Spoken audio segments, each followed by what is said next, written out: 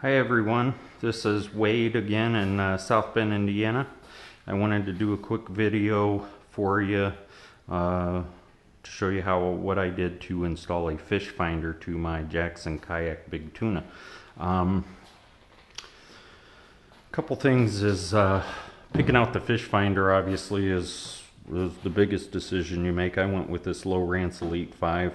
Saw a lot of complaints online about the fish finders with the smaller screens. You could obviously go smaller and go a little cheaper, but I opted for the bigger screen. This does have GPS capability too, so I'm happy with it. This is my first fish finder I've ever had, so it takes some getting used to and some practice to properly read it and understand what you're seeing on the screen, but I'm learning the more I go along.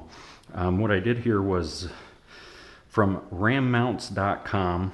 They sell various kits for various fish finders to mount your fish finder on ram balls. So this is the kit for the Lowrance Elite 5. They have them for other models of Lowrance and for hummingbirds and other various fish finders, but basically it just comes with this ball here, this clamp, and then this ball that I've mounted in the cup holder of my tuna tank.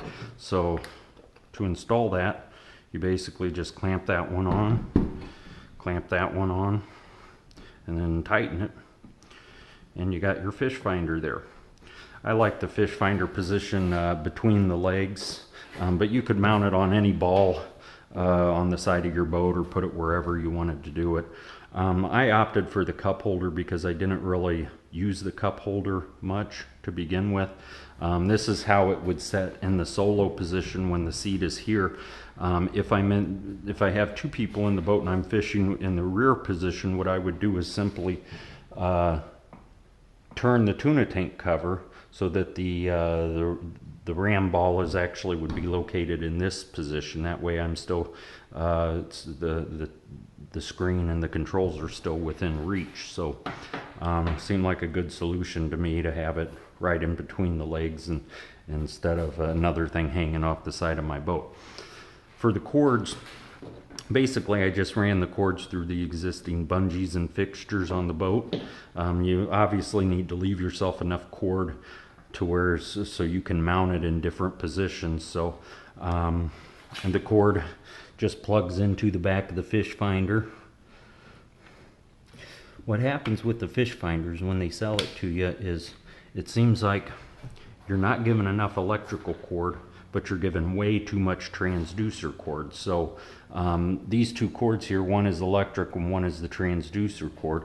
And the transducer, which I'll talk more about here in a minute, is located right here in this scupper hole. But what I've done is I've taken the transducer cord, ran it back into the hatch, put all the excess transducer cord back into the hatch, ran it back out up to the fish finder unit itself. So that way it gets that cord back out of the way and you're not tripping on it.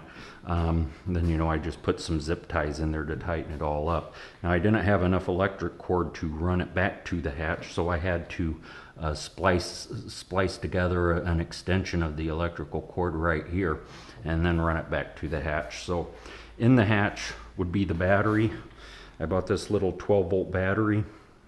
They have them at Bass Pro Shops and at Cabela's. They're pretty cheap.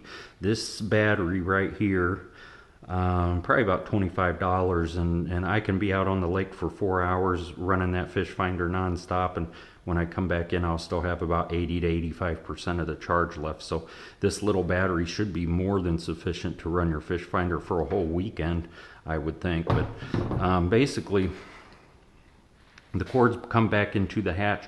The instructions said to add a circuit breaker or fuse breaker into the positive line. So that's what this thing is here. I just bought it for a few bucks at the local Meijer store, which is similar to Walmart if you don't have Meijers around you.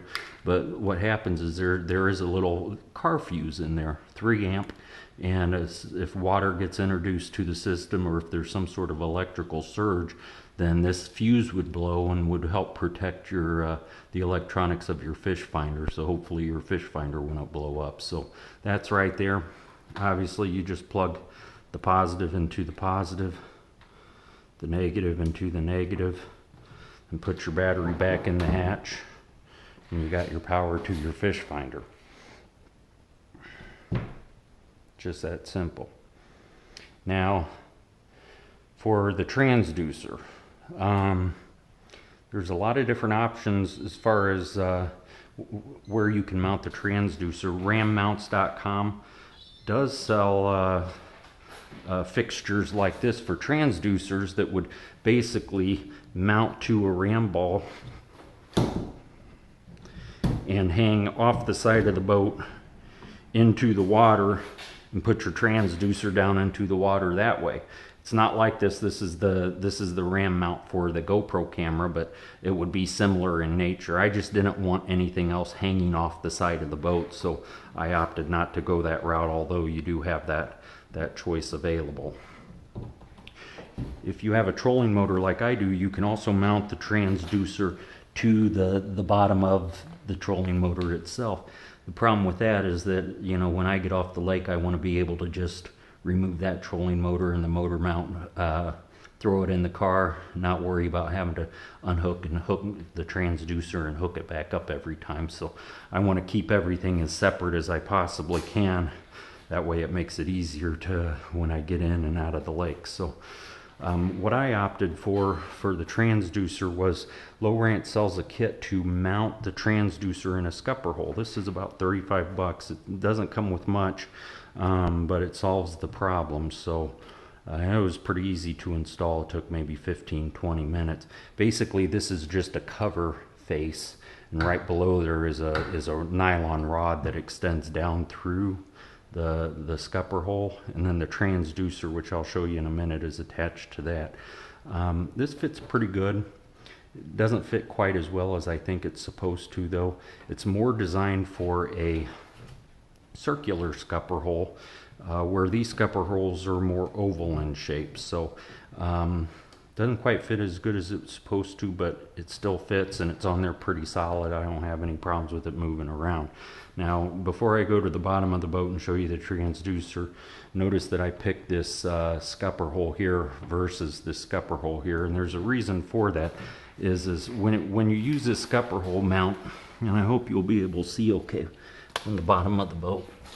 But as you can see here, the transducer actually mounts up in the recess of the scupper hole, and so that's where it always stays, and that position is actually above the bottom line of the boat bottom. So I can actually have this boat on the ground, drag it all around, put it on the roof rack of my truck, take it off the roof rack of my truck, and I'm never once bothering this transducer where it sits there in that position. And you can actually see maybe that, you know, I have scrapes on the bottom of my boat, but there are no scrapes on the bottom of the transducer itself.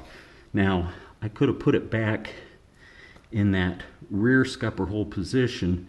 It just seemed to me when I was looking at it that it was better protected in this second scupper hole rather than rear scupper hole. So that's why I chose that position. But you know, it just sits there, and as long, it's below the water line setting in this position, so it's able to give you the depth readings that you need, and it works real well. So basically, that's it. It was a pretty easy modification to make to the boat. But you know, it did take a little investigation on what to do and how to use it and things like that. So I just appreciate it because I go out on a lot of different little lakes in Michigan, and I never knew what depth I was fishing at. So, you know, with the depth finder, it will show you where all the drop-offs are, how deep you are at any given position. It works really well. It also comes with the Navionics card, and on certain lakes, it has more detailed information. The GPS is handy for people that, you know, if they go out on bigger lakes, finding your way around or marking places where you enjoy to, or where fish are found. So it's a nice unit. It seems to be working well so far. And that's it. So I hope this video helps you with any modifications you're planning on or thinking about doing to your boat. If you have any questions, please comment below. I appreciate you watching. Thank you.